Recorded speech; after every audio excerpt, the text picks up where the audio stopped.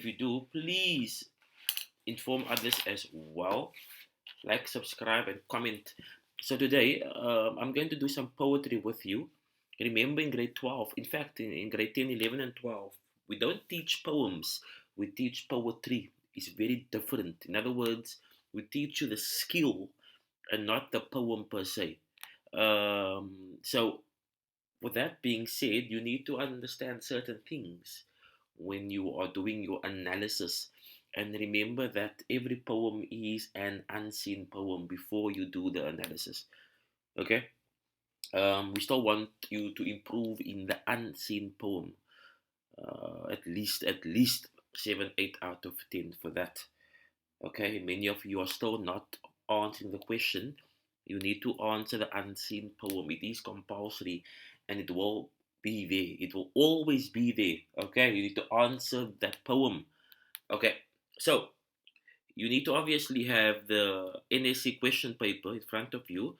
So this is last year's question paper, November 2024. So you obviously, I'm going to scroll down to the poetry section. I'm not doing the poetry essay, so I'm starting with question 2. Grade 12, question 1 in paper 2 will be your poetry essay, and this is not compulsory.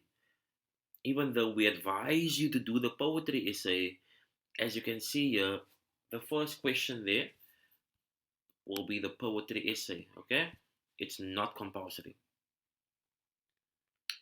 Just getting there. Okay, it's a lot of documentation here.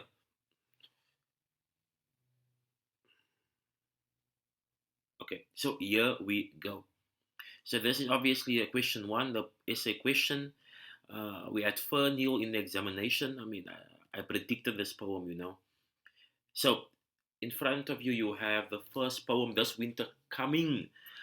This poem appeared twice, I think, already, and I mean, it's quite popular. So I think that what's important here, is understanding the question, and also looking at the mark allocation. So if you have 2 marks, there will be, you are required to provide some sort of explanation.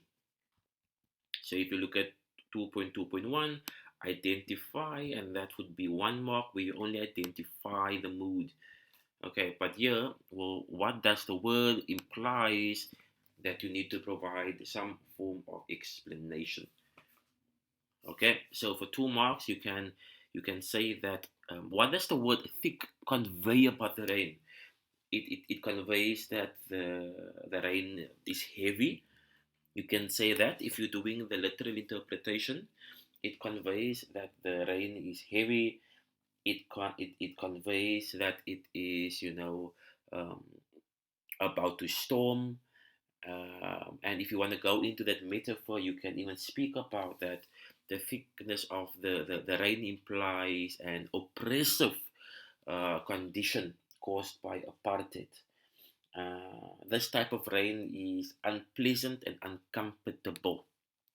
So, I mean, remember that this poem, it is an extended metaphor. So you can do it literally or figuratively. Literal, you are going to describe the rain as being heavy, and figuratively, you are going to speak about the rain being oppressive, unpleasant, and uncomfortable. Okay, very easy question.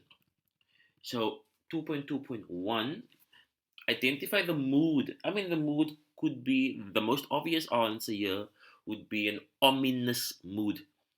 Ominous mood, some of you might say it is a unsettled mood. That's fine. Some of you might go on to say it is a threatening mood. Some of you might even say a dangerous mood.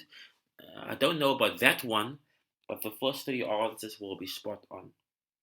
Okay, then we have a link question, and this is common with poetry grade 12s. You have 2.2.1, and then you have a link 2.2.2. Okay, so you have identified the mood here, and now you're going to explain the mood over here. Now, don't stress.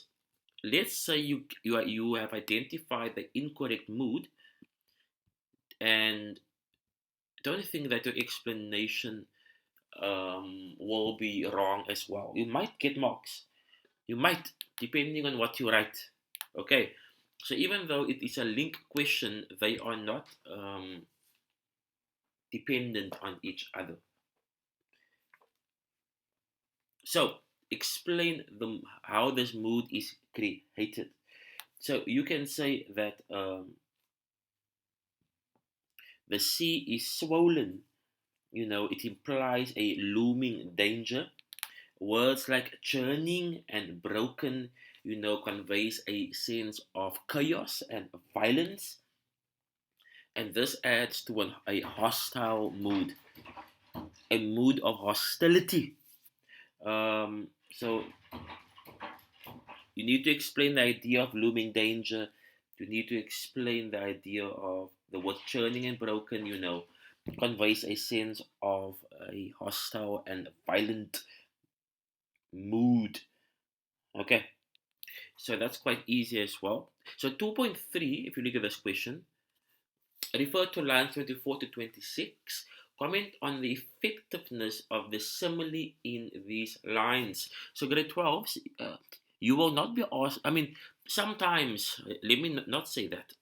Sometimes you will have to identify the figure of speech, but it's very common where they give you the figure of speech and you have to explain the effectiveness, okay, of the figure of speech. So remember that they're using a simile. So it's either like or as. So you can say that, the simile is effective as it is conveying the idea that the children are malnourished and they are underweight. Children are malnourished and they are underweight. Um, their clothing is inadequate. So the barest twigs, implies malnourishment, lack of food, starvation, and this is obviously reinforcing, the oppressive conditions as well. It is also demonstrating the harsh reality of our kids and the children, in this condition. So you need to make reference to the simile.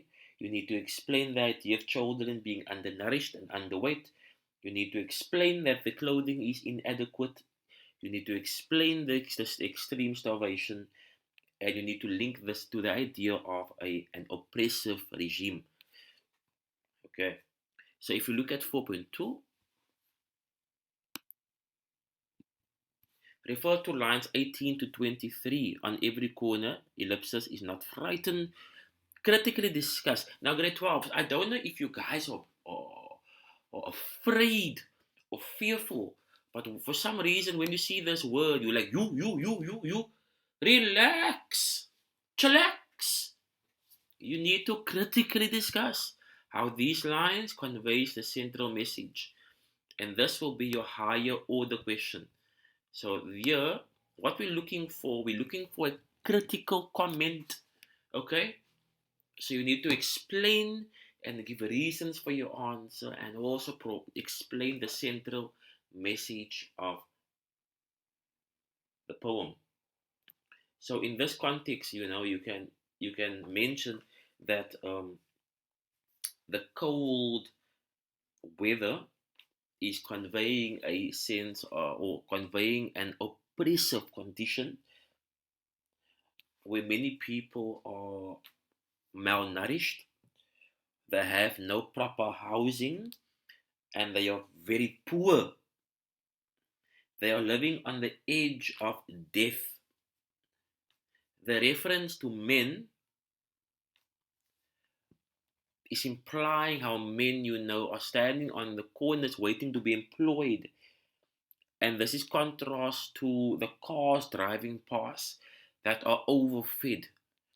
So that imagery is quite clear, where you have men on the corner waiting for a job, waiting for some form of employment, and at the same time we have people driving past that are overfed. They have more than what they need. And this reinforces the idea of inequality. So the central theme here will be the idea of inequality. Okay, you need to explain the idea of inequality in the context of the poem. So it's not that difficult. You can also include, that because of these conditions, these oppressive conditions, an uprising will be inevitable. In other words, people must become defiant, they must become resilient, and they must fight so that they are able to debunk and, better their circumstances. So that should be a half a page in length, not that difficult. Okay, so that is this winter coming. Thank you. Please like, subscribe, and comment. Cheers.